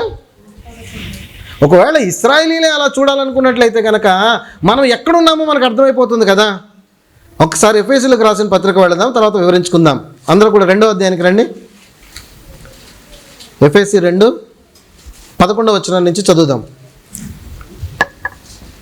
కాబట్టి మునుపు శరీర విషయంలో అన్యజనులై ఉండి. అందరూ తీసారండి, అందరూ తీయండి ఒకసారి, ఎవరు మిస్ అవుద్ది. ఇది ఎఫెసీయులకు రాసిన పత్రిక 2వ అధ్యాయము 11వ వచనం నుంచి. కాబట్టి మునుపు శరీర విషయంలో అన్యజనులు. ఎవరి గురించి మాట్లాడుతున్నాడు ఇప్పుడు? శరీర విషయంలో అన్యజనులై ఉన్నారు మీరు అని ఎవరి గురించి చెప్తున్నాడు? మనందరి గురించి చెప్తున్నాడు. తర్వాత శరీరమందు చేతితో చేయబడిన సున్నతి గలవారు అనబడిన వారి చేత. ఎవరు వీళ్ళు ఇప్పుడు సున్నతి చేయబడిన వారంటే? ఇశ్రాయేలీలు. నెక్స్ట్ సున్నతి లేని వారనబడిన సున్నతి లేని వారు అనబడిన వారు ఎవరు? మనము. తర్వాత ఆ కాలమందు ఇశ్రాయేలుతో సహపౌరులు కాక, ఆ కాలమందు మనము సహపౌరులము కాదు. అర్థమవుతుందండి? ఇక్కడ ముందు మనము సహపౌరత్వము సంపాదించుకున్నటువంటి వారము కాదు. మరి ఎవరు మనం అంటే పరదేశులము, వాగ్దాన నిబంధన అసలు వాగ్దానమే లేనటువంటి పరజనులము, నిరీక్షణ లేని వారును, లోకమందు దేవుడే లేనటువంటి వారమై ఉండి క్రీస్తుకు దురస్తులై ఉంటిరని మీరు మనమందరము జ్ఞాపకం చేసుకోవాలి. ఇది మన యొక్క స్థితి. ప్రభు అయిన యేసుక్రీస్తు దగ్గరికి రాక ముందు మనము పరజనులము, మనము దేవుణ్ణి లేనటువంటి వారము, మనము పరదేశులము, నిరీక్షణ లేనటువంటి వారము, వాగ్దానాలు లేనటువంటి వారముగా ఉన్నాము. అంతకు కాదంటే గనక దూరస్తులమై ఉన్నాము. ఇది ఎప్పుడు జ్ఞాపకం చేసుకున్నాలే. తర్వాత దూరస్తులైన మీరు ఇప్పుడు క్రీస్తు యేసునందు, అయినను మునుపు దూరస్తులైన మీరు ఇప్పుడు క్రీస్తునందు క్రీస్తు రక్తం వలన సమీపస్తులై ఉన్నారు. యేసుక్రీస్తు రక్తం వలన ఇప్పుడు మనం అందరం ఏమైపోయాము? ఎవరితో పాటు ఒకటయ్యాం చెప్పండి ఒకసారి. ఎవరితో ఒకటైపోయాం ఇప్పుడు అంటే? ఇశ్రాయేలీలు ఒక పక్కన చెప్తున్నాడు, అన్ని జనులు ఒక పక్కన చెప్తున్నాడు. ఇప్పుడు వీరిద్దరు కూడా ఏమైపోయారు? ఇప్పుడు ఒకటైపోయారు. అవునా కాదండి? ఒకటైపోయాం ఇప్పుడు. మరి ఇప్పుడు ఒకటైపోయినటువంటి మనము మళ్ళీ భేదాలు చూపించవచ్చా, చూపించకూడదా? ఎక్కడ కూడా ఏమో చెప్తున్నాడు, యేసుక్రీస్తు రక్తం వలన మనం అందరం కూడా సమీపస్థులమయ్యామంటున్నాడు.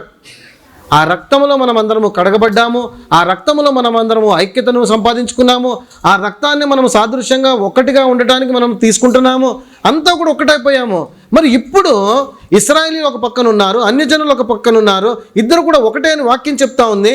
మనం ఎక్కడ భేదం తీసుకొస్తున్నామంటే మనలో మనమే భేదాలు తెచ్చుకుంటున్నాం. ఇప్పుడు ఇశ్రాయేల్ పక్కన పడేసాం, వాళ్ళతో మనకేం సంబంధం లేదులే అన్నట్టు వదిలేసాం వాళ్ళని.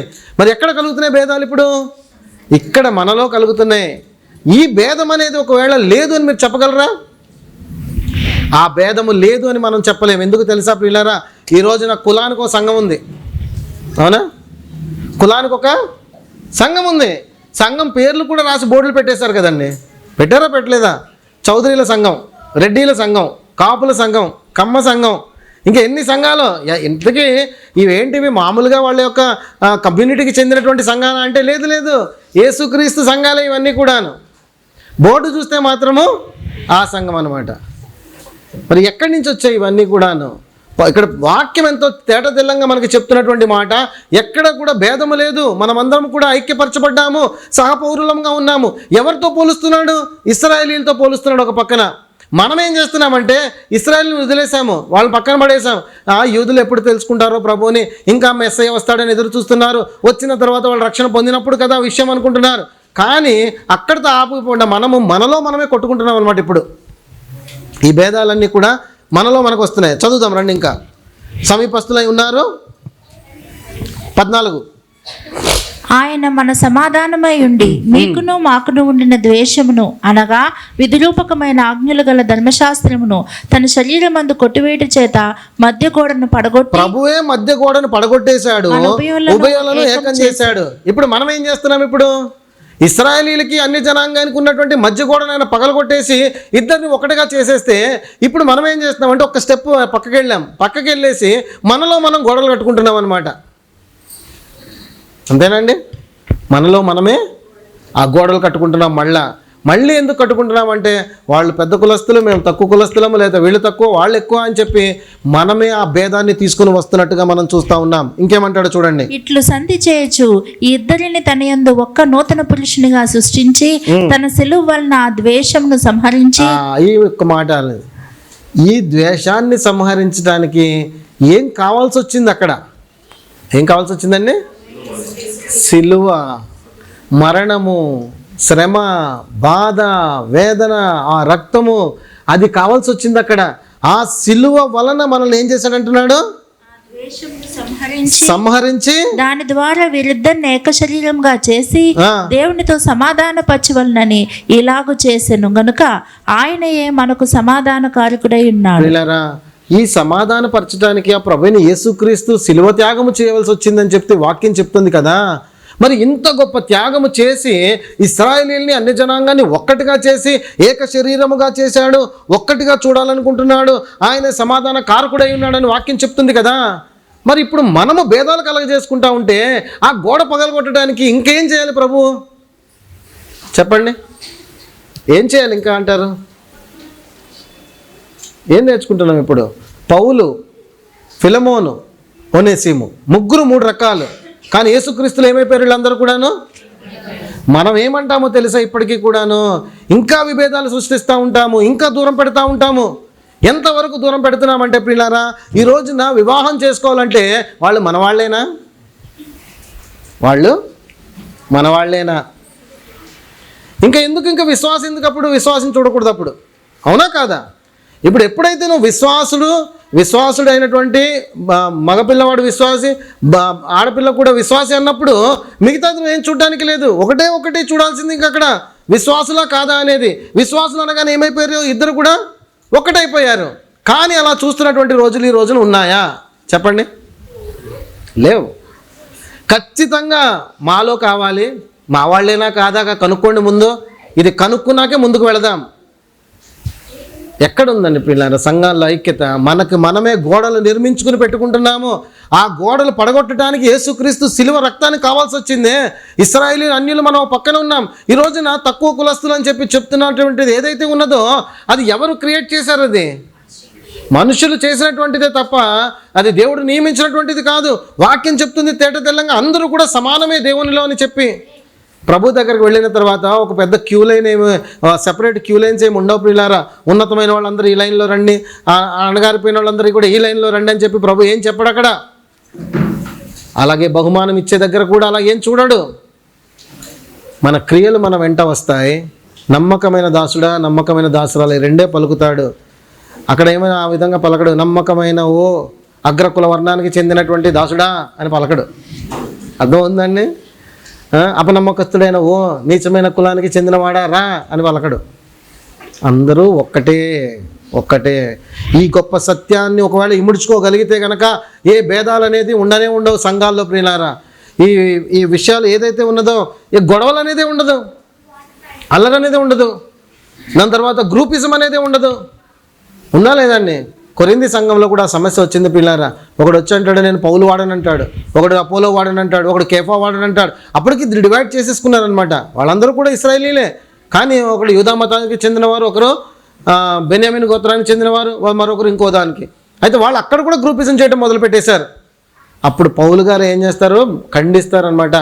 కేఫా నీ కోసం సిలువేయబడ్డా, లేదా పౌలు నీ కోసం సిలువేయబడ్డా, అపోలో సిలువేయబడ్డా? ఎవరు సిలువేయబడ్డారు? యేసుక్రీస్తు కదా. మనం అందరం క్రీస్తు వారము తప్ప ఇంకేది కాదంటాడు. సో ప్రతి ఒక్కరు కూడా క్రీస్తు వారే తప్ప భేదాలు కలగ చేయడానికి ఏమాత్రం కూడా అవకాశం లేదు. ఒనేసిము ద్వారా మనము నేర్చుకోవాల్సినటువంటి గొప్ప పాఠం ఏదైనా ఉన్నదంటే నిష్ప్రయోజనమైన వాడి నుంచి ప్రయోజకుడయ్యాడు. అది కేవలం ప్రభువైన యేసుక్రీస్తు వలన. మనము కూడా నిష్ప్రయోజనమైన వారముగా ఉన్నాము, ప్రయోజకులమయ్యాము. మనకి కూడా ప్రభువైన యేసుక్రీస్తే ఉన్నాడు అక్కడ. అతడు ఇంకా దాసుడుగా ఉండడని చెప్తున్నాడు. కారణం ఏంటంటే ప్రభువైన యేసుక్రీస్తు రక్తం అంటున్నాడు. ఈ రోజున కూడా సహవాసంలో అటువంటి భేదం ఉండటానికి లేదు. కారణం యేసుక్రీస్తు యొక్క రక్తమే. ఇంత చెప్పిన తర్వాత కూడా ఆ మనసు నుంచి, ఆ యొక్క మైండ్లో నుంచి ఆ పురుగు వెళ్ళట్లేదు అనుకోండి, ఇంక మనం ఏమీ చేయలేము. ఇంకా అర్థమైందండి? ఇంక మనం ఏమీ చేయలేము. ఎందుకంటే దేవుని వాక్యము శ్రేష్టమైంది, ఉన్నతమైంది అన్నిటికన్నా. అందులోనే చాలా తేట తెల్లంగా ఈ మాటను చెప్పేశాడు.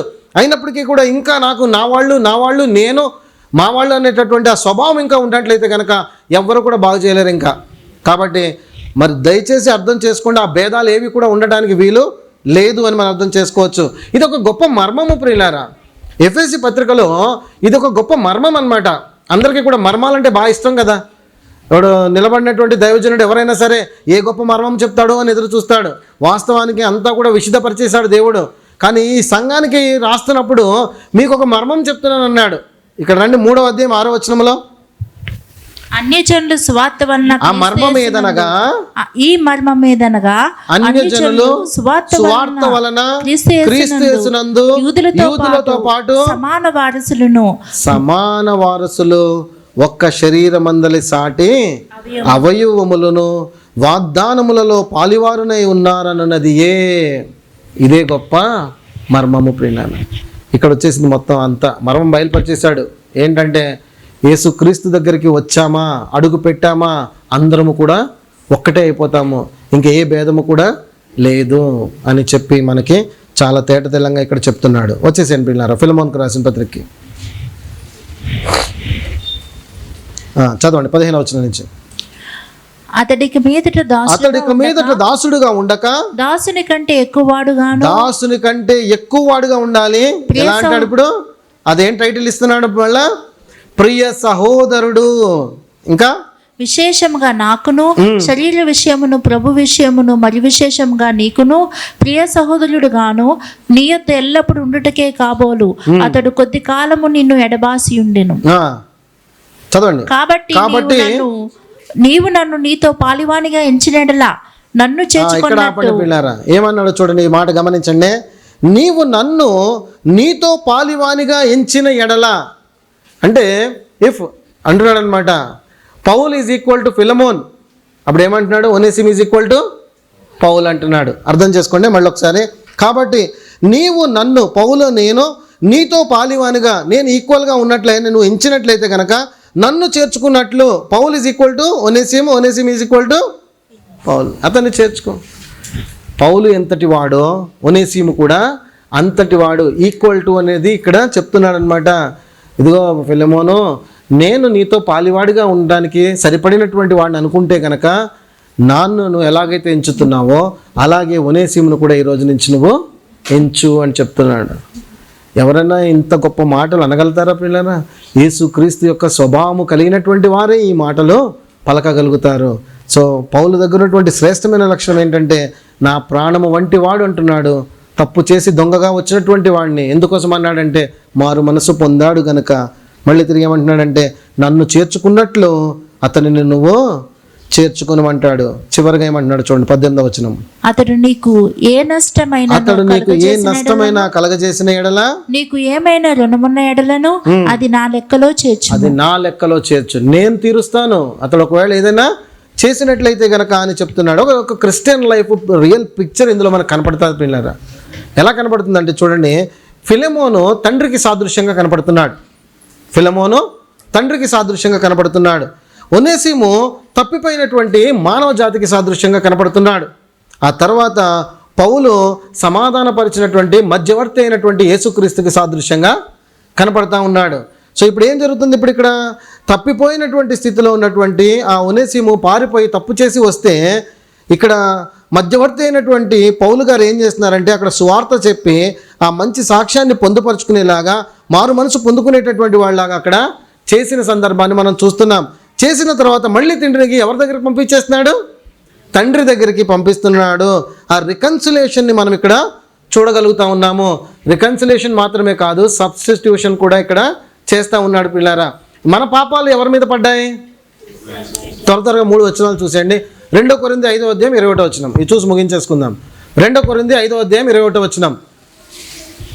2 కొరింథీ ఎందుకనగా మన మాయని యందు దేవుని నీతి అగునట్లు పాపమెరుగని ఆయనను మన కోసం పాపముగా ఎవరు పాపముగా మారారు? యేసుక్రీస్తు మీద సమస్త పాపములు పడ్డాయి. సబ్స్టిట్యూషన్ అన్నమాట. మన పాపం అంతా ఆయన మీద పడ్డాది. రెండవది యెషయా గ్రంథం 53వ అధ్యాయం 5వ వచనం.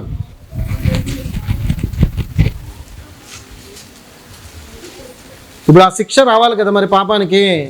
పాపం వల్ల వచ్చే జీతము మరణం కదా. మరణం ఎవరి మీద పడాలి? ఇప్పుడు యేసుక్రీస్తు మీద పడాలి. 5వ వచనం చదవండి. మన అతిక్రమ క్రియలను బట్టి అతడు గాయపరచబడెను, మన దోషములను బట్టి నలుగగొట్టబడెను, మన సమాధానార్థమైన శిక్ష అతని మీద పడెను. మనకు రావాలి ఇవన్నీ కూడా. మన అతిక్రమములు, మన శిక్ష మనది ఎవరి మీదకి వచ్చింది? ప్రభువైన యేసుక్రీస్తు మీదకి వచ్చింది ప్రియులారా. రోమా 5:8. రోమీయులకు రాసిన పత్రిక 5వ అధ్యాయం 8వ వచనం. అయితే దేవుడు మనేడల తన ప్రేమను వెల్లడిపరచుచున్నాడు. ఎట్లనగా మనం ఇంకను పాపులమై ఉండగానే క్రీస్తు మన కోసము చనిపోయాను అంటున్నాడు. మరి మనము పొందుకున్నటువంటి ఈ సమాధాన స్థితి ఎవరి వలన సాధ్యమైంది? 11వ వచనం చదవండి. రోమా 5:11. అంతేకాదు మన ప్రభువైన యేసు క్రీస్తు ద్వారా మనము దేవుని యందు అతిశయపడుచున్నాము. ఆయన ద్వారానే మనం ఇప్పుడు సమాధాన స్థితి పొంది ఉన్నాము. సరిపోతుంది. ఏం నేర్చుకుంటున్నాం ప్రియుల రివాజ్? ఈ రోజున మనం ఏం నేర్చుకుంటామంటే ఏం చెప్తారు? మొదటగా మనం ఏం చూస్తున్నాము? ఒకరి స్థితి ఒకరు తెలుసుకోవాలని చూస్తున్నాం. అది ముఖ్యమైనదేనా? అది ముఖ్యమైనది కాబట్టే పౌలు గారు ఇక్కడి నుంచి అక్కడికి, అక్కడి నుంచి ఇక్కడికి విషయాలన్నీ తెలుసుకుంటా ఉన్నాడు. కారణం ఏంటంటే ఒకరినొకరు ఆదరించుకోవటానికి, ప్రార్థించడానికి, ఒకరినొకరు బలపరచుకోవటానికి, తప్పులు చేస్తే హెచ్చరించి సరి చేసుకోవటానికి అది కారణమవుతుంది. సో మనం కూడా సహవాసంలో ఆ విధంగా ఉండాలని ప్రభు కోరుకుంటున్నాడు. ఇది మొదటిది. ఆ తర్వాత ఆదరించేటటువంటి విషయానికి వస్తే కనుక మనం ఒకరినొకరము ఆదరించుకోవాలి. ఆ ఆదరణ దేవుని వలననే సాధ్యమవుతుంది. మన మాటలు ఎవరిని కూడా ఆదరించవు. వాక్యం వలన, పరిశుద్ధాత్ముడి వలననే ఆదరణ సాధ్యమవుతుంది. దాని తర్వాత మనము మరొక ముఖ్యమైన విషయాన్ని నేర్చుకున్నాము. పౌలు బంధకాల్లో ఉండగా ఎలా ఒనేసిము అతన్ని చేరగలిగాడు, ఎలా రక్షణ అనుభవంలోనికి రాగలిగాడు అంటే అతడు సుప్రీంకోర్టులో పిటిషన్ వేసుకున్నాడు. కింద కోర్టు నుంచి పైకి అక్కడికి తీసుకువెళ్ళబడ్డాడు.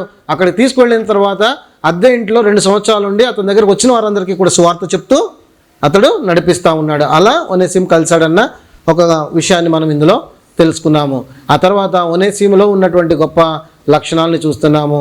అతడు దొంగగానే ఉన్నాడు, కానీ దేవుని సార్వభౌమత్వం అతడిని ఒక చోటకి నడిపించింది. పౌలు దగ్గరికి కృప ద్వారా రక్షింపబడ్డాడు. నిష్ప్రయోజనమైన వాడే కానీ ప్రయోజకుడయ్యాడు. ప్రాణం వంటి వాడయ్యాడని గొప్ప సాక్ష్యాన్ని కూడా అతడు పొందాడు. అంటే అతడు ఎంత మంచి స్వభావాన్ని చూపించకపోతే పౌలు అంతటి భక్తుడు అంటాడు, ఇదిగో నా ప్రాణం వంటి వాడని. అంటే ఆ మారు మనస్సును అతడు ఏం చేశాడు? తన క్రియల్లో చూపించాడు. ఒనేసిము ఆ క్రియల్లో చూపించడం వలన అది జరిగింది ప్రియులారా. ఆ తర్వాత పరిచారం చేసినటువంటి వాడయ్యాడు. చివరిగా మనం చూస్తున్నటువంటిది, మనం కూడా ఒకప్పుడు నిష్ప్రయోజనటువంటి వారమే దేవుని దృష్టికి యోగ్యులము, ప్రయోజనమయ్యాము. అది కృప వలన. లాస్ట్లో చూస్తున్నాము, ఏ భేదాలు ఉండటానికి లేదు.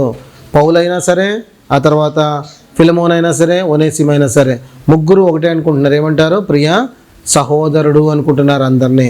అలాగే మనం కూడా ఉండాలి. మరి అట్టి నడిపింపు దేవుడు మనందరికీ దయచేయను గాక. తలలు వంచండి, చిన్న ప్రార్థన చేసుకుందాం. పరిశుద్ధుడా, ప్రేమ గల తండ్రి, మీకు వందనాలు, స్తుతులు, స్తోత్రాలు నాయనా. మరొకసారి ప్రభువా, ఒనేసిము ద్వారా మాకు నేర్పించినటువంటి యొక్క పాఠాలను బట్టి వందనాలు తండ్రి. మేము ప్రభువా మరి మునుపు నిష్ప్రయోజనమైన వారమే. నీ కృప మమ్మలను ప్రయోజకులను చేసింది. అందుని బట్టి కృతజ్ఞతాస్తుతులు చెల్లిస్తున్నాం. మేము అనీతిమంతులం ఎందుకు పనికిరాని వారమే ప్రభువా, కానీ నీ కృప మమ్మలను యోగ్యులుగా చేసింది. ఈ రోజున నీ బిడ్డలుగా, దేవుని కుమారులుగా, కుమార్తెలుగా ముద్రించింది. అందుని బట్టి స్తోత్రములు నాయనా. అదేవిధంగా తండ్రి నాయనా, మరి ఇదిగో నాయనా, ఇశ్రాయేలీలకి మాకు మరి ఏ భేదం లేకుండా నాయనా శిలువ రక్తంతో సంధి చేసి మమ్మల్ని అందరినీ కూడా ఐక్యపరిచావు. కానీ మాలో మేము ఇంకా గోడలు కట్టుకుంటూ విభేదాలు చూపించుకుంటూ ముందుకు వెళుతున్నాము. ఈ స్వభావాన్ని మాలోంచి తొలగించండి ప్రభువా. ఐక్యత కలిగిన వారిని అందరము సహోదరులుగా ఉండటానికి సహాయం చేయమని అడుగుతున్నాను. విత్తబడిన వాక్యమును మీరే నీరు కట్టి ఫలింప చేయమని అడుగుతూ అప్పగిస్తూ యేసు నామమున ప్రార్థించి వేడుకొంచున్నాము తండ్రి. ఆమేన్.